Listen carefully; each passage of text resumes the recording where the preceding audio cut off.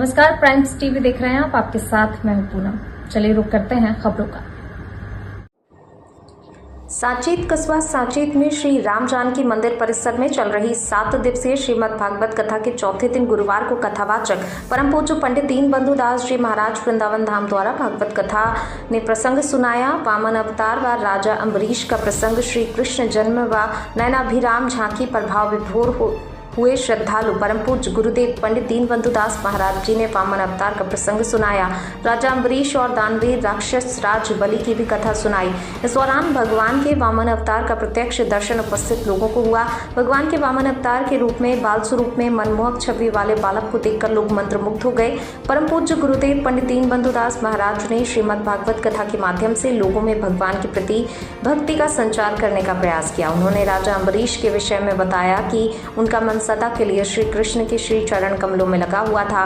वाणी उन्हीं के गुणानुवाद गुणों के वर्णन में लगी रहती थी। जिनके हाथ जब भी उठते श्री भगवान के मंदिर की सफाई के लिए उठते और कान से भगवान की कथा सुनने को आतुर रहते थे। उनकी आंखें सदैव हरि मूर्ति दर्शन को प्यासी रहती थी और अपने शरीर से भक्तों की सेवा में लगे रहना चाहते थे। उनकी नासिका भगवान के श्री चरणों में चढ़ी हुई तुलसी देवी की सुगंध लेने में और अपनी जिह्वा के स्वाद के लिए भगवान को अर्पित नैवेद्य के स्वाद में लगा दिया। अपने पैरों को उन्होंने तीर्थ दर्शन हेतु पैदल चलने में लगा दिया और सिद्धों सदैव भगवान के श्री चरणों में झुका ही रहता था। माला, चंदन आदि जो भी दिखावे अथवा भोग सामग्रियां थी वे सब उन्होंने भगवान के श्री चरणों में अथवा अलंकार हेतु समर्पित कर दिया और भोग भोगने अथवा भोगों की प्राप्ति हेतु नहीं अपितु भगवत चरणों में निर्मल भक्ति की प्राप्ति हेतु अपना सर्वस्व समर्पित कर दिया। व्यासपीठ पूज्य गुरुदेव पंडित दीनबंधु दास महाराज ने कहा, उनका यही स्वभाव दुर्वासा जैसे ऋषि के ऊपर भी एक बार भारी पड़ गया। वो हुआ यूं कि एक दिन दुर्वासा जी भोजनार्थ अपने सहस्त्रों शिष्यों के साथ राजा अम्बरीश जी के यहाँ पहुंचे। उसी दिन द्वादशी थी, अर्थात एकादशी का पारण। और समस्या ऐसी थी कि थोड़ी देर में अर्थात जल्दी त्रयोदशी लगने वाली थी और पारण द्वादशी में ही करना होता है, प्रदोष लगने से पहले। अब दुर्वासा ऋषि को ये बात ज्ञात थी, फिर भी वे लेट हो रहे थे। अब अम्बरीश जी ने अपने पुरोहित से पूछा कि प्रभु ये बताएं, दरवाजे पर कोई अतिथि आया हो तो हम बिना उन्हें भोजन करवाए स्वयं पारण कैसे कर सकते हैं, और ना करें तो मुहूर्त निकला जा रहा है, ऐसे में हम करें तो क्या करें।